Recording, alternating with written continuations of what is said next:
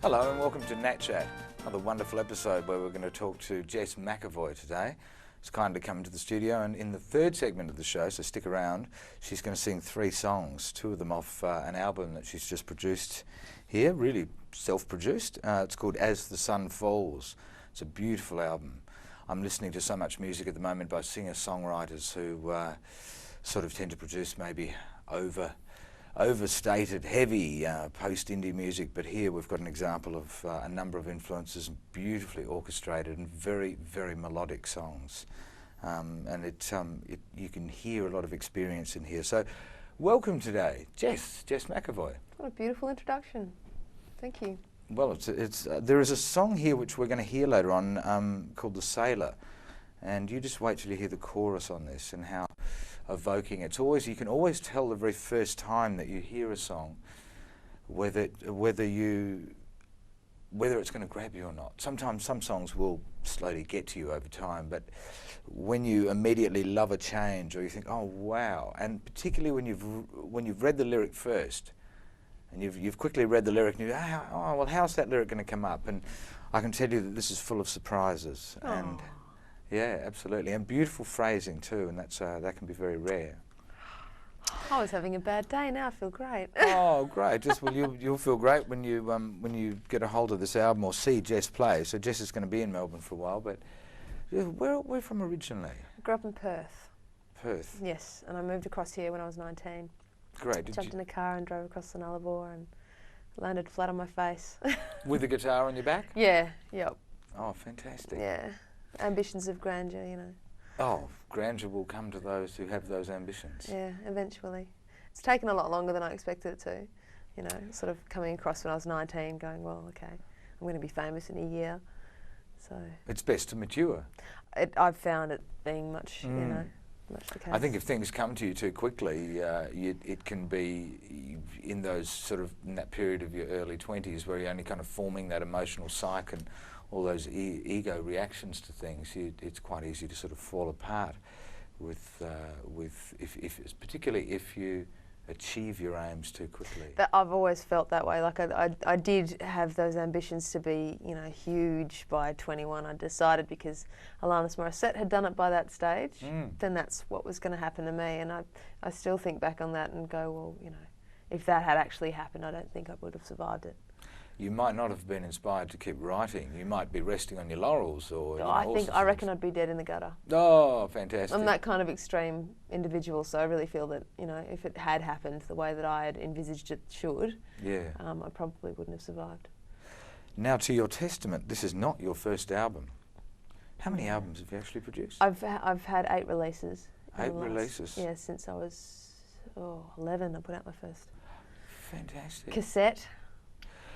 When you listen back to early recordings, still proud of them? You don't cringe? Oh, of course I cringe. You do. Absolutely, yeah. Yes, I do. But you know, they've all got their place. That was who I was then. So I think it's much like looking back at photos of who you were in a time that you were less proud of yourself than you are now. You know. And if somebody was to come and see you play, are they going to hear a bit of a retrospective? Are they going to hear songs that go back a long way, or do you prefer to play more recent? I tend to play more recent songs mainly because I tire of older stuff, and I feel that it's a lot less relevant to me to play the older stuff. However, having said that, a lot of people that have been coming to see me play recently have been requesting the older stuff, so I'm going to actually have to go back and learn them again. Just a couple. You just throw a couple in. Just a few, yeah, because they're not all. Got to keep your old fans happy. Yeah. Especially if they're singing along. That's especially right. if they know the lyrics. I know, because sometimes I forget them, and I'm aware of the fact that other people know them. It gets a bit. Oh, really? It's a bit dodgy. Yeah, you don't have to sing with lyrics in front of you. No, I haven't done that yet. No, I just pretend I'm using artistic license when I completely screw up a song. Now, the album here is called As the Sun Falls. Whether we can get a close-up of it, I don't know, but beautiful. It's beautifully presented. Now, the process of actually getting songs into the studio, then getting musicians to play them, then being happy with the finished takes, and then, of course, going all the way to getting particularly a fold-out version like this done, which has a fantastic booklet in, all the lyrics are there. What is that process? It can be a very long process, or did it happen quite quickly? I have a difficult time dissecting that process, mainly because I've done it so many times. Yes. It's just kind of, you know, and because I do it on myself as well. Yeah. It's just one of those things where you go, okay, this needs to be done and this needs to be done, and so I'll do that and then I'll do this and I'll do this and multitask until I explode. Yeah. So it's, you know, it's a case of having the songs, I guess. Like, you know, if you've got a bunch of songs that you believe, and I wrote 50 songs for this record. Wow. Yeah. Okay. So that's a great effort. once I had those, I kind of whittled them down, and as the process went on of writing, I did sort of figure out pretty quickly which ones were going to make it, and which ones weren't. Yeah. But so it was more of a filtering sort of system of going, okay, well, I have to write this many songs, therefore I'll get a lot of the, you know, the chaff sort of out of the way, and come up with the stuff that was going to be really meaty. And so once I had those, I jammed them out with the band that I've been working with for a while, and we rehearsed them a bunch of times, and then, you know, went into a studio that I've worked in before. Here in Melbourne? Yes. Yeah. I produced this record with Marty Brown, Claire Bowditch's partner. Yeah. Who's done all of her records. So, and we'd done the previous record together as well. Yeah. So I knew how he worked, and I'd only really discovered him because I knew that he had a tape machine and I wanted to record to tape. So. As in 2-inch tape? Yeah, we did it to 1-inch tape. Yeah. Yeah.